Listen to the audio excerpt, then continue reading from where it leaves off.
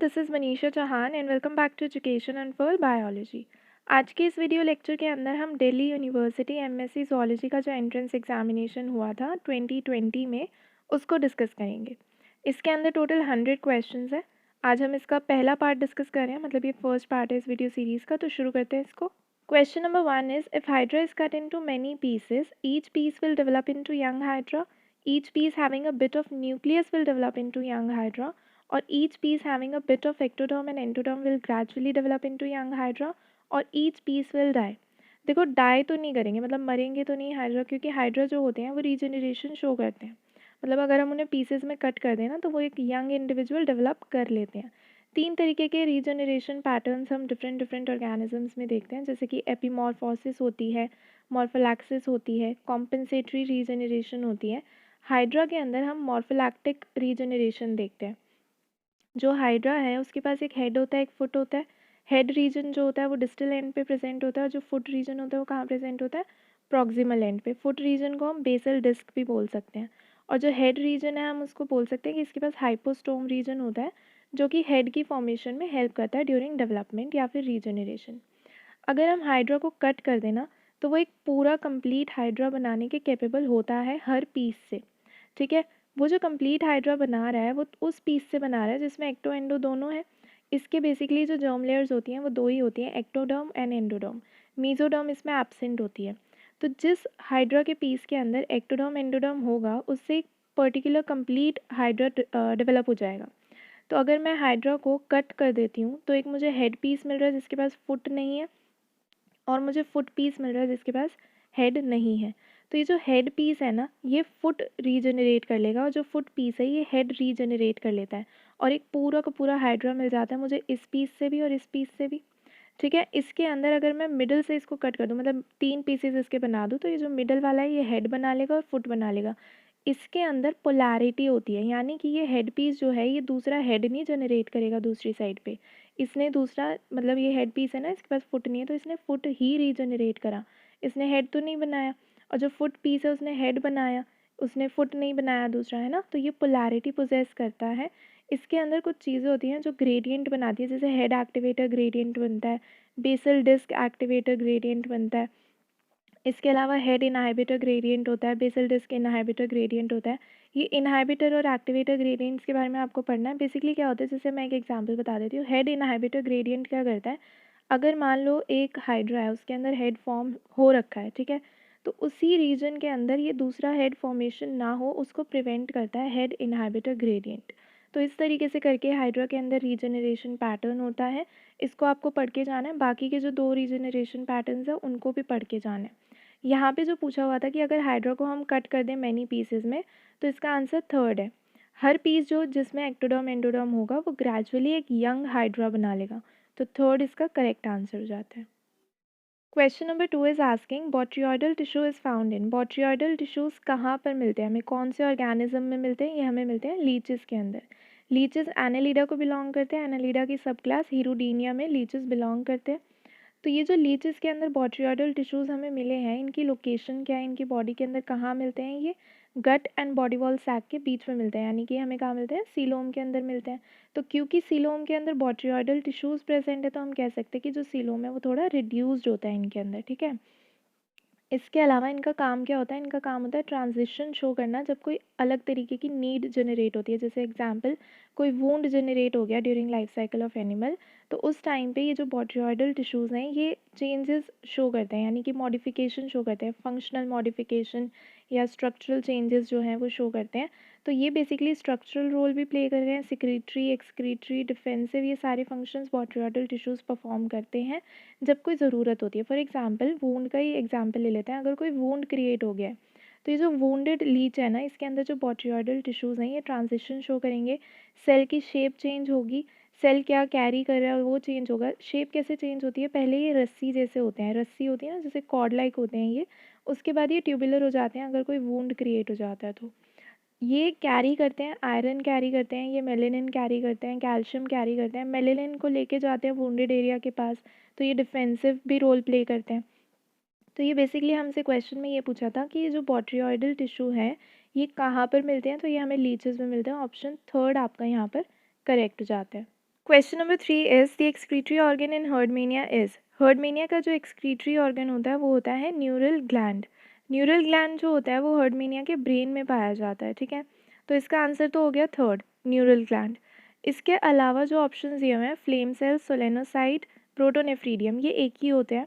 जो flame cells होते हैं इन्हीं को हम सोलेनोसाइट्स कहते हैं। ये प्रोटोनेफ्रीडियल सिस्टम का पार्ट होते हैं, या ये कह सकते हो कि जो बंडल होता है फ्लेम सेल का, फ्लेम सेल के बंडल को हम प्रोटोनेफ्रीडिया कहते हैं, ठीक है। तो ये एक ही है, इनका फंक्शन होता है एक्सक्रीशन एंड ऑस्मोरेगुलेशन। कहाँ पर मिलते हैं ये? हमें रोटिफोर्स में मिलते हैं, कुछ एनालिड्स में मिलते हैं, सिफेलोकॉर्डेट्स में मिलते हैं, और ये हमें मेजरली प्लैटीहेल्मिन्थ्स में मिलते हैं। Example planaria. तो यहाँ पर जो पूछा था वो हर्डमेनिया का एक्सक्रीटरी ऑर्गन पूछा था, वो होता है न्यूरल ग्लैंड, यानी कि ऑप्शन थर्ड यहाँ पर करेक्ट हो जाता है। Question number 4, Aristotle's lantern is found in. Aristotle's lantern किस ऑर्गेनिज्म में हमें मिलता है? ये हमें इकाइनस में मिलता है, यानी कि सी अर्चिन्स के अंदर। एक्सेप्शन है यहाँ पर हार्ट अर्चिन। हार्ट अर्चिन के अंदर हमें एरिस्टोटल लैंटर्न नहीं मिलेगा। जैसे ह्यूमंस के अंदर टीथ होते हैं फूड की मैस्टिकेशन के लिए, ताकि वो आगे जाके डाइजेस्ट हो जाए, वैसे ही ये जो इकाइनस होते हैं ना, इनके अंदर एरिस्टोटल लैंटर्न होता है। इसको आप डेंटल अपरेटस कह लो, या मैस्टिकेटरी अपरेटस कह लो, या च्यूइंग ऑर्गन कह लो। ये टीथ जैसा ही होता है, इसके अंदर 5 टीथ होते हैं जिसे हम प्लेट्स कह सकते हैं। एक टंग लाइक स्ट्रक्चर भी होता है इन्हीं टीथ के बीच में, ठीक है, इनके विद इन। तो ये जो 5 टीथ मैंने बताए हैं ये कैल्शियम कार्बोनेट के बने होते हैं, ठीक है। तो इकाइनस के अंदर हमें एरिस्टोटल लैंटर्न मिलता है, तो यहाँ पर ऑप्शन थर्ड आपका करेक्ट हो जाता है, echinus. Question number 5, which one of the following is not an insect. तो ये क्वेश्चन आपसे पूछ रहा है कि इन ऑर्गेनिजम्स में से कौन सा ऐसा ऑर्गेनिज्म है जो इंसेक्ट की कैटेगरी में हम पुट नहीं कर सकते। तो यहाँ पे आपका आंसर हो जाता है option 2, that is spider. Spider और इंसेक्ट दोनों के पास एक्सोस्केलेटन होता है, ट्रू। इंसेक्ट्स के पास डिफरेंसेस देखते हैं अब हम। इंसेक्ट्स के पास हेड होता है, थोरैक्स होता है, एब्डोमेन होता है। लेकिन जो स्पाइडर होता है ना, उसके अंदर हेड और थोरैक्स जो है वो फ्यूज़ हो जाते हैं और सिफेलोथोरैक्स बना लेते हैं। स्पाइडर्स के पास कोई एंटीना नहीं प्रेजेंट होता, इंसेक्ट्स के पास एंटीना होता है हेड पे। स्पाइडर के पास 8 आइज़ होती हैं, 4 पेयर्स ऑफ लेग्स होते हैं स्पाइडर के, यानी कि टोटल 8 लेग्स होते हैं। और ये जो इंसेक्ट्स होते हैं उनके पास जनरली 3 पेयर्स ऑफ लेग्स होते हैं। तो ये जो डिफरेंसेस है ना, इन्हीं की वजह से हमने इनको डिफरेंट डिफरेंट क्लासेस में डाला है। ये दोनों के दोनों हैं तो आर्थ्रोपॉड्स ही, लेकिन इनकी जो क्लास है वो डिफरेंट होती है। इंसेक्ट्स जो होते हैं वो क्लास इंसेक्टा को बिलोंग करते हैं। स्पाइडर्स जो होती हैं वो क्लास अराकनीडा को बिलोंग करते हैं, जिसके अंदर स्कॉर्पियंस, माइट्स, टिक्स, ये सब आते हैं। तो ये डिफरेंट डिफरेंट क्लासेस को बिलोंग करते हैं। तो ये जो स्पाइडर्स हैं हम उन्हें इंसेक्ट्स नहीं कंसिडर कर सकते, क्योंकि ये इंसेक्टा क्लास को बिलोंग नहीं करते। तो फिफ्थ का आपका आंसर हो जाएगा second, spider. Question number 6, gynaecophoric canal is found in. Gynaecophoric canal हमें किस में मिलती है? ये हमें स्किस्टोसोमा हीमाटोबियम में देखने को मिलती है। स्किस्टोसोमास जो होते हैं ये ब्लड फ्लूक्स होते हैं, इनके अंदर सेक्सुअल डायमॉर्फिज्म देखने को मिलती है। ये जो स्किस्टोसोमा हीमाटोबियम है इसके अंदर जो मेल और फीमेल है ये सेक्सुअल डायमॉर्फिज्म शो करते हैं, यानी कि हम देख के बता सकते हैं कि कौन सा मेल है कौन सा फीमेल है। जैसे कि यहाँ पर ये जो मेल है इसने फीमेल को सराउंड किया हुआ है, ठीक है, ये वाला मेल है, और ये जो ये पतली सी है ये फीमेल है। फीमेल जो होती है थोड़ी लंबी होती है मेल जो है उसके कंपैरिजन में। तो यहाँ पे जो मेल है ये फीमेल को सराउंड कर रहा है, उसको एनक्लोज कर रहा है, उसके अराउंड बना हुआ है। तो ये जो कैविटी है जिसके अंदर फीमेल रह रही है यहाँ पर, इसको हम बोलते हैं गायनेकोफोरल कैनाल। ये एक तरीके की परमानेंट पार्टनरशिप है जो अडल्टहुड में ये शो करते हैं। इस परमानेंट पार्टनरशिप की वजह से हम कह सकते हैं कि ये हर्माफ्रोडाइट्स है। इसके लिए एक टर्म यूज़ होती है परमानेंट पार्टनरशिप के लिए, इन कॉपिला, ठीक है। यहाँ पे क्या हो रहा है, मेल ने फीमेल को सराउंड किया हुआ है। तो ये जो कैनाल है ये किस में प्रेजेंट है? मेल में प्रेजेंट है। और किसके लिए प्रेजेंट है? फीमेल के लिए प्रेजेंट है, क्योंकि यहाँ पर कौन रिसाइड कर रहा है? यहाँ पे फीमेल रिसाइड कर रही है। इसके अलावा यहाँ पे देख सकते हो कि ये जो ब्लड फ्लूक है स्किस्टोसोमा हीमाटोबियम है, ये 2 ऑर्गेनिजम्स के अंदर अपनी लाइफ साइकिल पूरी करता है।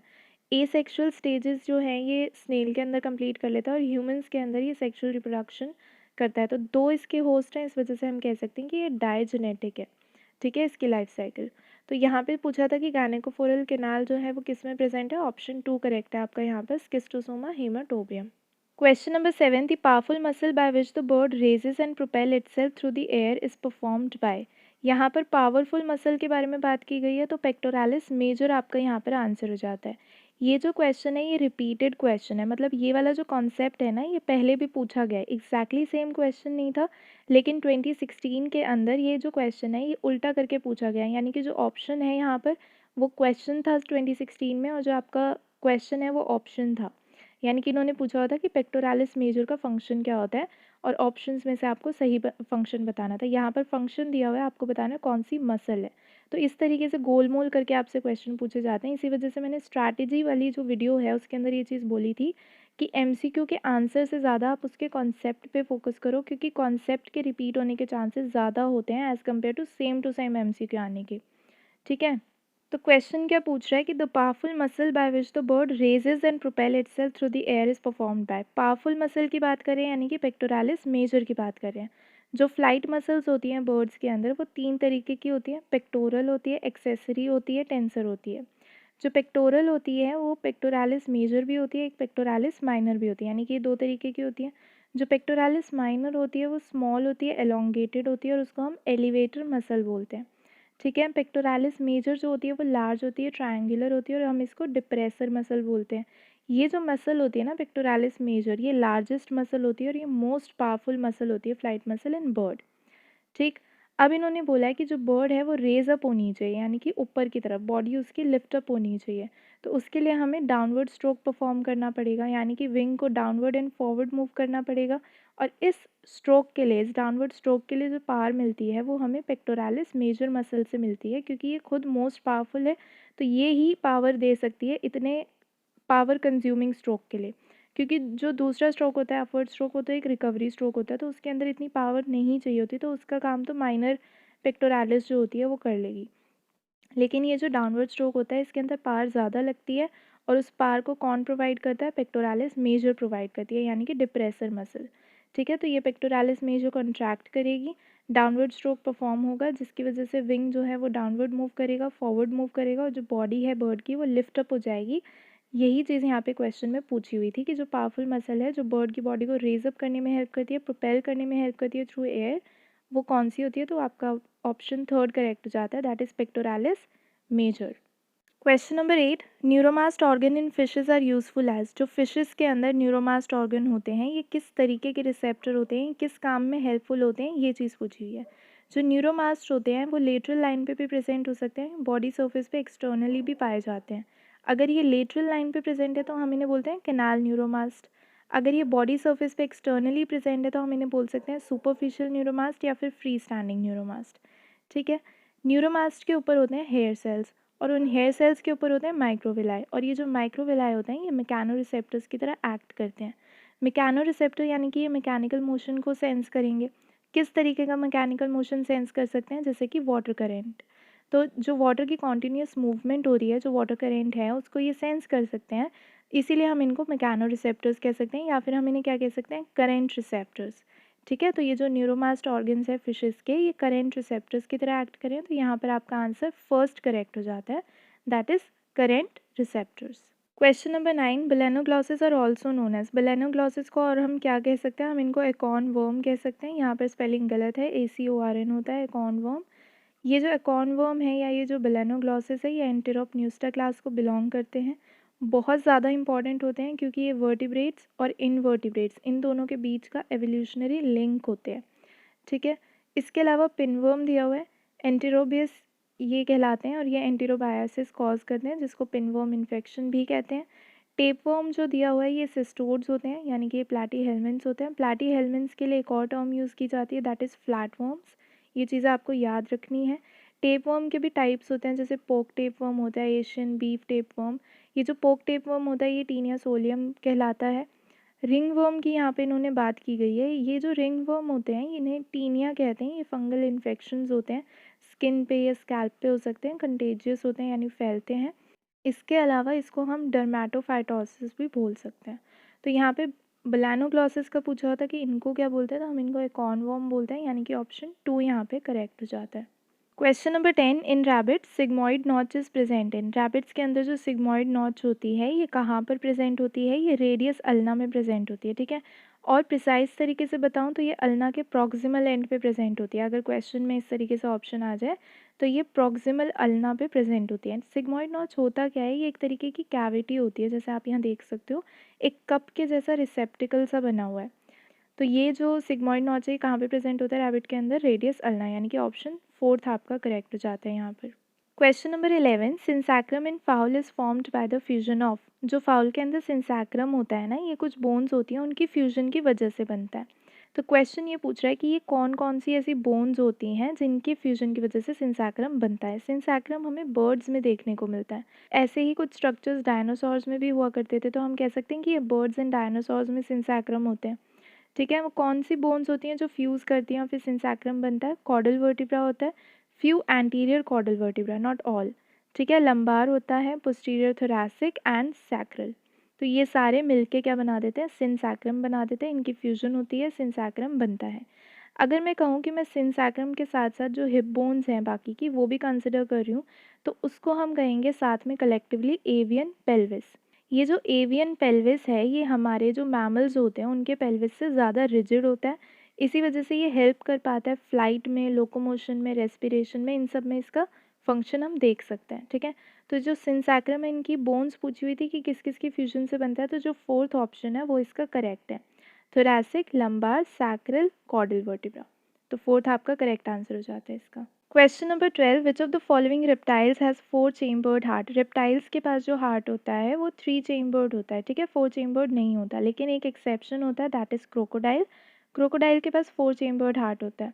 इसके अलावा एक क्रोकोडाइल्स के हार्ट से रिलेटेड क्वेश्चन पहले भी आया हुआ है, फोरामेन ऑफ पानिजा से रिलेटेड वो क्वेश्चन था। आई थिंक फंक्शन पूछा हुआ था, 2016 में ही था शायद ये भी। ये कुछ ऐसा क्वेश्चन था कि फोरामन ऑफ पानिजा में फंक्शन क्या होता है। बेसिकली ये एक फोरामन मतलब एक ओपनिंग टाइप की होती है जो पैसेज अलाउ करती है। ये कनेक्शन होता है लेफ्ट एंड राइट एओर्टा का, मीटिंग पॉइंट कह सकते हो आप लेफ्ट राइट एओर्टा का इसको। तो इससे रिलेटेड क्वेश्चन पूछा हुआ था फोरामन ऑफ पानिजा से रिलेटेड। तो आपको क्रोकोडाइल के हार्ट के बारे में पढ़ के जाना है और ऑर्गेनिजम्स के एक्सेप्शन तो पढ़नी है, जैसे कि रेप्टाइल्स का ये एक्सेप्शन है क्रोकोडाइल, जिसके पास 4 चेम्बर्ड हार्ट होता है, बाकी सबके पास 3 चेम्बर्ड हार्ट होता है। तो 12th का आंसर आपका फोर्थ हो जाता है, crocodile. Question number 13, female anopheles can be distinguished from female Culex because it sits. जो फीमेल एनोफिलीज होती हैं और जो फीमेल क्यूलेक्स होते हैं, इनको डिफ्रेंशिएट करना है तो कैसे करेंगे। देखो, तीनों को हम कंसिडर कर लेते हैं, एडीज़ भी हैं, क्यूलेक्स भी है, एनोफिलीज भी है हमारे पास। हमें डिस्टिंग्विश करना है कि कौन सी वाली कौन है।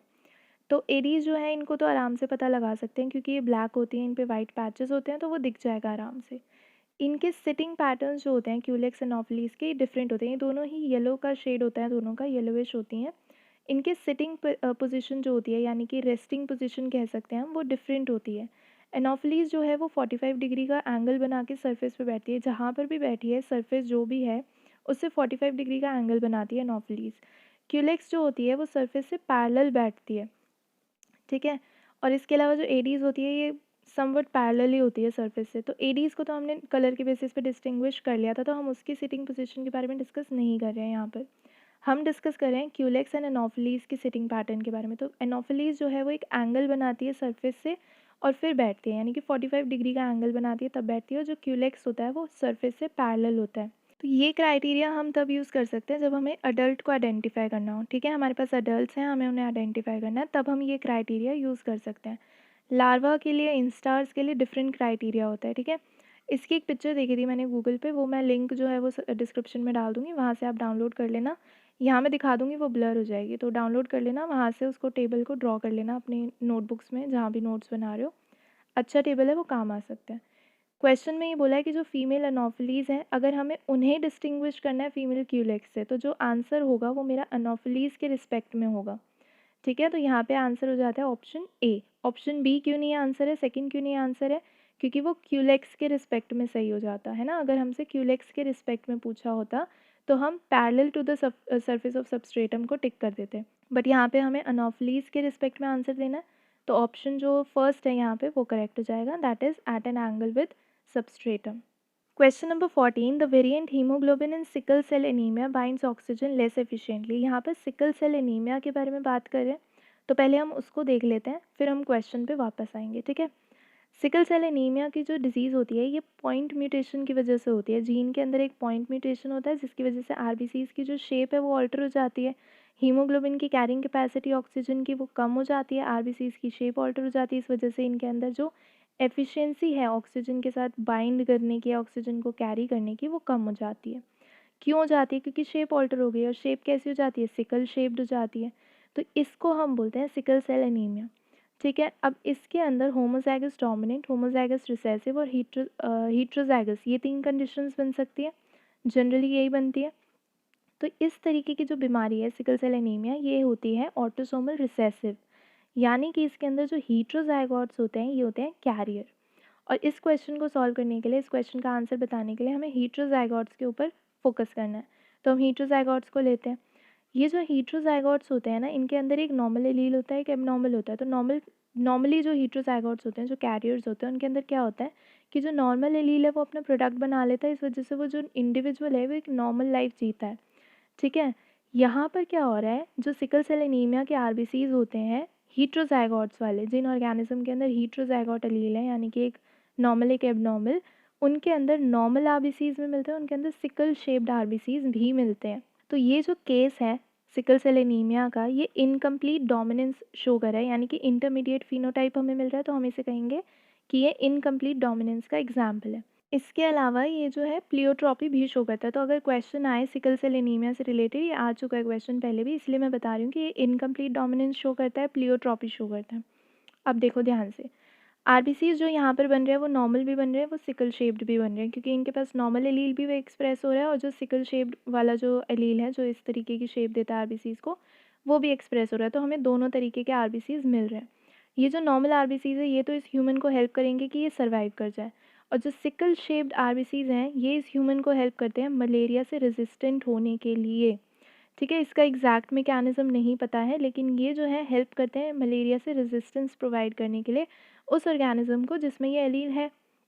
तो इसके अंदर जो एबनॉर्मल एलील है ये एडवांटेजियस हो गया इसके लिए, यानी कि अगर ये नॉर्मल एलील जो है वो होमोजाइगस कंडीशन में प्रेजेंट हो तो वो ऑर्गेनिज्म सर्वाइव करेगा ही करेगा, उसको सिकल सेल हो ही नहीं सकता एनीमिया, ना तो वो कैरियर है ना तो वो सफरर है।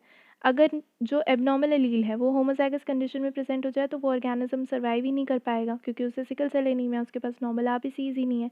लेकिन अगर कोई हीट्रोजाइगस इंडिविजुअल हमारे पास आता है तो उसके पास दोनों एलील है, नॉर्मल भी है एबनॉर्मल भी है, और दोनों एक्सप्रेस कर रहे हैं, इनकम्प्लीट डोमिनेंस यहाँ शो हो रही है, दोनों के दोनों अपना प्रोडक्ट बना रहे हैं, ये भी बना रहे हैं ये भी बना रहे हैं। तो नॉर्मल आरबीसीज भी मिल रहे हैं जो सर्वाइव करने में हेल्प कर देंगे, और जो एबनॉर्मल आरबीसीज हैं वो मलेरिया से रेजिस्टेंस प्रोवाइड कर देंगे। तो जो जगह ऐसी होती हैं, जो ऐसे प्लेसेस होते हैं जहाँ पर मलेरिया जो है वो बहुत ज़्यादा देखने को मिलता है, उस जगह पे आप देखोगे कि जो ह्यूमंस हैं ना वो भी इस तरीके के एलील वाले ज़्यादा मिलते हैं। ठीक है, ये जो एलील है हीट्रोज़ाइगस वाला ये ज़्यादा मिलता है उस जगह के लोगों में जहाँ पे मलेरिया प्रिवेलेंट है। तो इसको हम कह सकते हैं कि नेचर ने इस एलील को ज़्यादा फेवर किया है, ज़्यादा सेलेक्ट किया है ना, नॉर्मल से ज़्यादा या एबनॉर्मल से ज़्यादा हमें हीट्रोज़ाइगस मिल रहे हैं इंडिविजुअल्स। तो ये क्यों मिल रहे हैं? क्योंकि नेचर ने इनको सेलेक्ट किया है, और नेचुरल सिलेक्शन के बाद ये सेलेक्ट हुए हैं तो ये अपनी रिप्रोडक्शन ज़्यादा करें, तो इसी तरीके के इंडिविजुअल्स जो हैं उस पॉपुलेशन में ज़्यादा हो गए। ठीक है, ये 50 to 90% रिडक्शन हो जाती है पैरासाइट की डेंसिटी में, अगर इस तरीके का एलील कॉम्बिनेशन प्रेजेंट होता है किसी इंडिविजुअल के अंदर। अब यहाँ पे नेचर ने क्योंकि हीट्रोज़ाइगोट्स को फेवर किया है, नेचर ने हीट्रोज़ाइगोट्स को सेलेक्ट किया, तो हम ये कह सकते हैं कि ये जो एग्जाम्पल है ये किस तरीके की नेचुरल सिलेक्शन है, ये स्टेबलाइजिंग नेचुरल सिलेक्शन का एग्जाम्पल है, या जिसे हम सेंट्रीपिटल सिलेक्शन भी कहते हैं, या फिर हम उसे कह सकते हैं बैलेंसिंग सिलेक्शन। ठीक है, समझ में आए? जो सिकल सेल एनीमिया होता है इनके अंदर आरबीसीज की शेप ऑल्टर हो जाती है, सिकल शेप्ड हो जाते हैं। इस वजह से अगर होमोजाइगस ऐसी कंडीशन है जिसमें दोनों ही एलील एबनॉर्मल है तो वो इंडिविजुअल सर्वाइव नहीं कर पाएगा। दोनों एलील नॉर्मल है तो फिर तो उसको कोई दिक्कत ही नहीं है, लेकिन उसको मलेरिया हो सकता है, तो उसको ये डिसएडवांटेज है। इसके अलावा ये इनकम्प्लीट डोमिनेंस शो करता है, प्लियोट्रॉपी शो करता है, सेंट्रीपिटल या स्टेबलाइजिंग या बैलेंसिंग सिलेक्शन ये शो करता है, यानी कि मीन जो है वो फेवर हो रहा है, यानी कि हीट्रोज़ाइगस फेवर हो रहे हैं। आरबीसीज जो यहाँ पर मिलते हैं वो नॉर्मल भी होते हैं, सिकल शेप्ड भी होते हैं। नॉर्मल आरबीसीज हीट्रोज़ाइगोट्स की मैं बात कर रही हूँ अब। जो नॉर्मल आरबीसीज हैं वो सर्वाइव करने में हेल्प कर देते हैं, और जो सिकल शेप वाले आरबीसीज होते हैं वो मलेरिया से रेजिस्टेंस बनाने में हेल्प करते हैं इंडिविजुअल को। ठीक है, तो यहाँ पे ये जो पूछा हुआ था क्वेश्चन में, ये बोला था कि जो एबनॉर्मल एलील है उसको अभी तक एलिमिनेट नहीं किया गया अफेक्टेड पॉपुलेशन से, ऐसा क्यों? ऐसा इसलिए क्योंकि वो जो एलील है वो एडवांटेज प्रोवाइड करता है मलेरिया के अगेंस्ट। तो यहाँ पे आपका आंसर 14 का हो जाएगा third, that is malaria. Question number 15, which one of the following is an incorrect match. आपको इनकरेक्ट बताना है कि गलत कौन सा है, ठीक है। एक एक करके देखेंगे। सबसे पहले ऑप्शन 1 जो है वो दिया हुआ है सिम्बायोसिस ट्राइकोनिम्फा, तो ये सही है, ये मैच गलत नहीं है, क्योंकि सिम्बायोसिस क्या होता है, बेसिकली कोई भी क्लोज इंटरेक्शन अगर हो रही है दो ऑर्गेनिजम्स के बीच में, और जो दो ऑर्गेनिजम्स की हम यहाँ बात करें वो डिफरेंट स्पीशीज़ के हैं और उनके बीच में क्लोज इंटरेक्शन हो रही है, तो हम उसे सिम्बायोसिस कह देते हैं। चाहे फिर वो म्यूचुअलिज्म हो, कमेंसलिज्म हो, पैरासिटिज्म हो, वो सिम्बायोसिस कहलाएगा, ठीक है। ट्राइकोनिम्फा की अगर मैं बात करूँ तो ये म्यूचुअलिज्म शो करते हैं विद टर्माइट्स। कैसे टर्माइट्स जो होते हैं वो वुड पे फीड करते हैं, उनको सेल्यूलोज डाइजेस्ट करना होता है, तो वो ट्राइकोनिम्फा उनके लिए सेल्यूलोज डाइजेस्ट कर देता है और इसके बदले में ट्राइकोनिम्फा जो है वो फूड रिसोर्स बन जाता है टर्माइट्स उसका, ठीक है। तो इस तरीके की जो रिलेशनशिप है हम उसे सिम्बायोसिस कह सकते हैं। तो ये हमारा गलत मैच नहीं है, तो ये हमारा आंसर नहीं हो सकता। फिर थर्ड ऑप्शन जो है वो ये दिया हुआ है कि पैरासिटिज्म ट्रिपैनोसोमा।